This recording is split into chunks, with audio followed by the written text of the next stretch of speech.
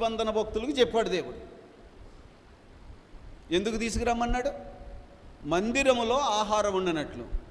ఏ భోజనం అది? ఏ భోజనం అండి? ఆత్మీయ ఆహారము, సంఘమునకు ఆహారము, సంఘము ద్వారా అన్యులకు సువార్త. దానిని ప్రకటించటానికి దేవుని మందిరములో విత్తుచున్న ఈ విత్తనము ఏం చేయాలో తెలియక భోజనాలుగా మార్చేశారు. మార్పు అంటున్నారు, అది మార్పు అంటున్నారు. ఏ జనమైతే అలా భోజనాలు పెట్టారో కొన్ని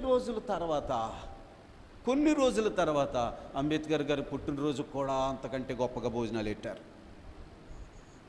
ఏంటి అని అంటే భోజనము పెట్టడం అనేది భక్తి. ఎక్కడికి వెళ్ళిపోయారు? ఏమి నేర్చుకుంటున్నారు? దేవుడు నిన్నేమి అడుగుచున్నాడు ప్రశ్నించుకోవద్దా? ఇదా మనం ఇచ్చేది? దేవా, ఇదిగో నా భక్తి యొక్క ప్రతిఫలం, ఇది భోజనాలు పెట్టేశాను.